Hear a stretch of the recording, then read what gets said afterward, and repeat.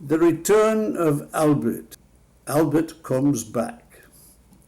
You've heard how young Albert Ramsbottom in the zoo up at Blackpool one year, with a stick with an horse's head handle, gave a lion a poke in the ear. The name of the lion was Wallace.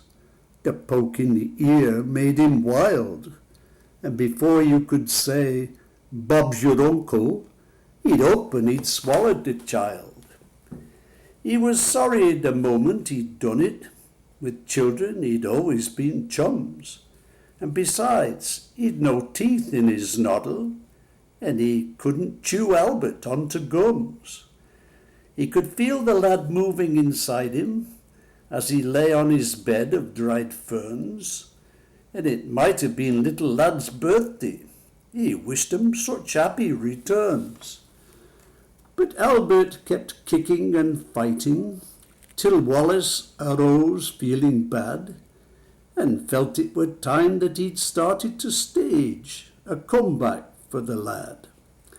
So with his head down in a corner, on his front paws he'd started to walk, and he coughed and he sneezed and he gargled, till Albert shot out like a cork. Old Wallace felt better directly, and his figure once more became lean. But the only difference with Albert was his face, and his hands were quite clean.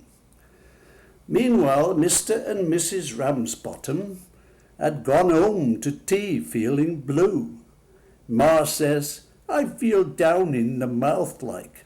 Pa says, "Aye, I bet Albert does too." Said Ma, "It just goes to show you that the future is never revealed. If I thought we was going to lose him, I'd have not had his boots soled and heeled." "Let's look on the bright side," said Father. "What can't be helped must be endured. Every cloud has a silvery lining, and we did have young Albert insured." A knock at the door came that moment, as Father these kind words did speak. 'Twas the man from to Prudential. He'd called for their twopence per person per week. When Father saw who had been knocking, he laughed, and he kept laughing so. Then the young man said, "What's there to laugh at?"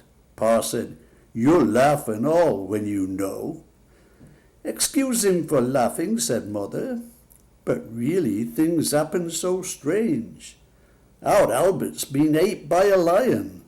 You've got to pay us for a change."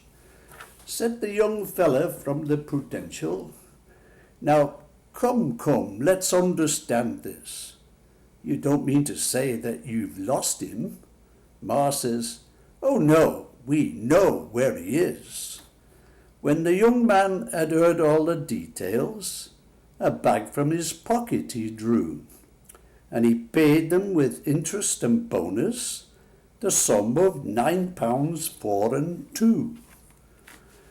Pa'd scarce got his hand on the money when a face at the window they see, and Mother says, Look, it's Albert," and Father says, "Aye, it would be."